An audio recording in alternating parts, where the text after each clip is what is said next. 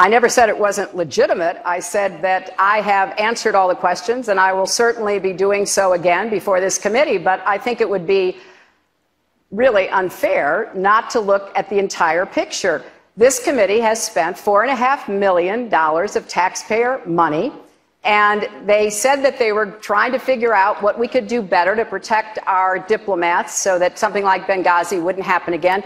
There were already 7 committee reports about what to do. So I think it's pretty clear what their obvious goal is, but I'll be there. I'll answer their questions. The American people are sick and tired of hearing about your damn emails. Thank you. Me too. Me too.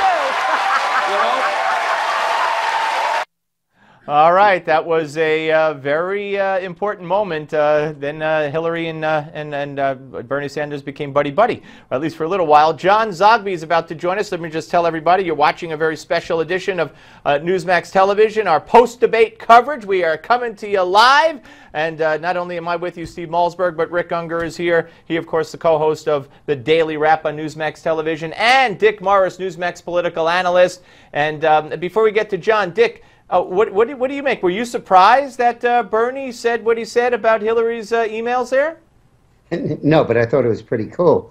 I think that it was a very good tactical move on Bernie's part, because he's basically telling people that you can agree with me on the issues and vote for me without saying that Hillary ought to be sent off to jail.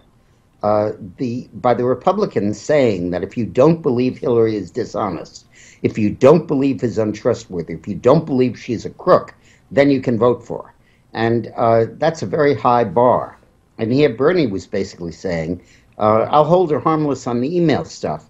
Vote for me over the 1%, over climate change, over banking regulation, over the war and peace.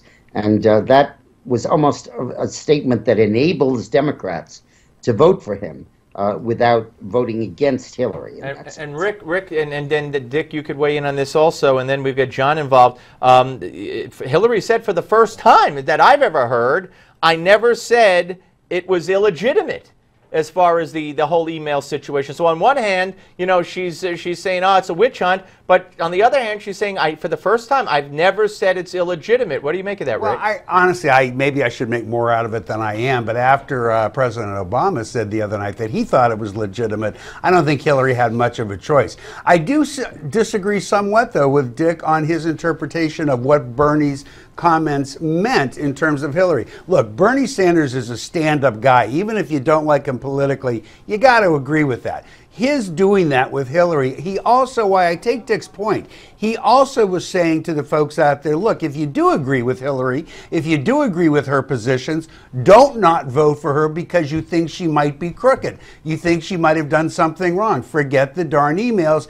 and vote based on the issues. Some people may listen to that and go, well, I like Hillary on the issues. I just don't trust her. He may have opened a door. Or it may be, as Dick said, it may open up a door for Bernie. I still come down on the fact that when we see the polls, we're not going to see a big net change. All right, John, speaking of polls, that was the magic word uttered by Rick. Welcome aboard, John Zogby, pollster, Zogby Polls, CEO of Zogby Analytics. Thank you for staying up late with us, sir.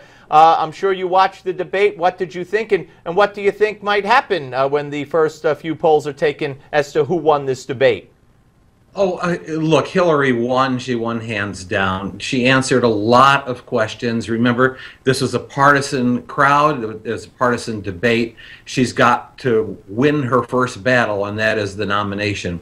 And so I think she effectively neutralized some of the questions that have been raised about her, particularly on the emails. Getting that, quote, endorsement from Bernie Sanders was very important. That was Bernie Sanders, for him, showing, hey, look, I'm an affable guy. I'm a good guy. I'm not this hard-ass ideologue that you think I am.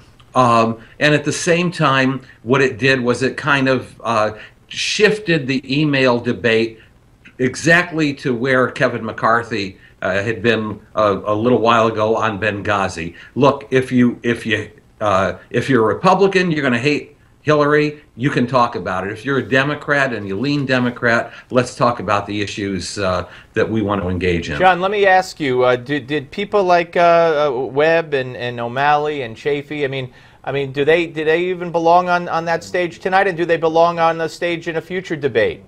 They not in a future debate. I wouldn't be surprised if you saw Chafee and Webb just dropping out at some point. They didn't do anything really to help themselves. Interesting guys, interesting backgrounds, but you know, they're not presidential timber. On the other hand, O'Malley may have helped himself just in case Hillary or Sanders flags in the future. He tried to position himself not only as the millennial candidate, and Hillary's got some problems with millennials, but he tried to position himself as the guy who, hey, look, you stand for all these issues, but I actually did them. And what about, Dick, what about it, Dick? John, can I ask you, I want to ask John a Sure, question. sure. It's a loaded question, but it's a question. I believe that a poll of the Democratic primary electorate right now on repeal of Glass-Steagall would be overwhelmingly in favor of repeal. I think a poll on breaking up the big banks as opposed to Hillary's approach, which is only if they misbehave, I think is overwhelmingly for breaking up. I think that on the no-fly zone in Syria, it would be overwhelming opposition. Looking back at the Iraq war vote, it would be overwhelming disagreement. Guns are about the only issue where I think Sanders got on the wrong side. But given the strong support, I believe, in the Democratic electorate on those issues, and those issues coming to the fore and dominating at least the first hour and a half or 2 hours of the debate, I think sets up a situation enormously favorable to Sanders. I agree. Look, I think that both Hillary and Sanders helped themselves tonight with their respective crowds. I think that she was credible. What's that, Dick? Dick, say again? Zero-sum game. Zero-sum game, John, says Dick. Yeah, it is, but I think the big loser tonight, and I wonder if you'll agree with this, was Joe Biden. I mean, very effective ads that were running, you know, into the evening. However, by not being there and by not making a decision, I think he ceded his territory to her. Yeah, John, I think you and I are much more on the same page. Again, I'll say it, zero-sum game means that when the polls do come out, we're not going to see a big shift. Not going to see a lot of upping or downing among those two candidates. Yeah, no, I think she gets a little bit of a bump, maybe he does too, and I think O'Malley hits 5, something like that, and then and that's about it. But Biden can't find a position to run. Wait, before Dick, we'll get to you one second, Dick. I just want to tell the folks, we want to know from you, who do you think won tonight's debate? Go to newsmaxpolls.com and cast your vote. That's newsmaxpolls.com. We'd love to hear from you. It's your chance to register your opinion and make it count on our Newsmax poll. All right, Dick, go ahead. I believe this debate makes a Biden candidacy more inevitable because I believe that Sanders won the debate. I think the post-debate polls are going to show a significant gain for Sanders, if for no other reason than that nobody knew who he was until now, and now they were all seeing him for the first time, and he did a fine job of presenting himself. And I think that as the possibility of a Sanders nomination matures, the donors and the pros in the Democratic Party are going to force Biden to run, whether he wants to or not. Yeah, John, what about the fact that Dick brought up, and I think it's a real good one, the exposure? I mean, we saw what it did for Carly Fiorina, at least short term. She's faded away for various reasons since then. But the exposure to the American public, the Democrat voter who watched this debate, who may not have known much about Bernie Sanders, may not have heard him, and I maintain, and I think Dick agreed with it, that he was, you know, he could have been Elizabeth Warren up there on a lot of issues, and she, if she ran, would probably skyrocket to the top, at least in my opinion. So how do you reconcile that with, you know, Hillary, you know, is still going to be leading in the polls when Sanders, you know, maybe was viewed for the first time by so many potential voters? Well, first of all, let me ask Dick a question. Can I keep my core values but change my position on what I just said? Sure you can. Again, another one trying to get on the same page with my Dick. position, but by fact, hey, look, means, go ahead, Joe. A lot of exposure for Sanders, well positioned with progressives in the party. Progressives, the progressive wing of the Democratic Party since 1968, is a real player. In fact, at least comes to the convention with with a lot of delegates and a lot of votes. But still, you have the question of Bernie Sanders' electability. Even with that exposure, even with the affability that he showed tonight, even with strong positions on issues, I think the fact of the matter is Hillary did not hurt herself tonight. Can I throw one more thing into the mix here? I think we'd all agree that the viewing audience tonight will be dramatically less than what we saw in the first two Republican debates. That being the case, don't you agree that most of the people who came to the debate tonight were people already on the Bernie train and or already on the Hillary train? And there'll be some who are curious, but I wonder if there's that many people, Dick, that are going to be swayed to cause this major shift in the polls.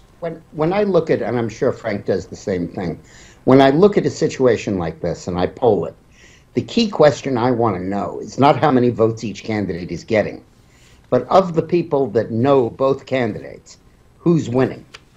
And I believe that in this situation, Bernie is going to get, it's a one-horse race for over half of the electorate. Now it's a two-horse race. They're seeing both of them, and they might have been for Hillary, but they didn't know Sanders. And now you're going to see him moving over towards Sanders. You're also going to see the issues, that the other function of a debate is to have a joint agreement of the candidates as to what the issues are, even though they may disagree with it. And implicitly, whether she liked it or not, the issue of Wall Street, income inequality, and war and peace and use of force, and gun control to Hillary's advantage, emerged as the key issues in the Democratic primary. And those are two out of three are issues stacked against Hillary big time. Dick, let me ask you, how do you think she handled the Russia question, that she was part of the reset, or she engineered the reset with Russia, and she separated, I think, Medvedev and Putin, and said, well, when Putin came in, things got tougher and got worse. We were better off before then, and it was easier then. Is that a legitimate excuse? Well, she'll use it in the general election, and it might make some difference there. But I think the reset button is, of course, a negative in the general. But if you look at this debate through the prism of the Democratic primary voters, they have one priority in foreign policy, and basically only one, which is no military intervention. And no boots on the ground, no place. And you look at the positions of the candidates, and you come away with the feeling that if Bernie's elected, a war is a heck of a lot less likely than if Hillary's elected. And the peace movement is still a huge animating force in the Democratic primary.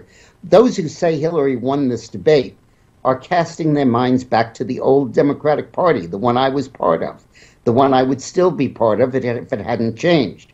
But it's been taken over by the left, by MoveOn.org, by the one percenters, the Occupy Wall Street, the anti-one percenters.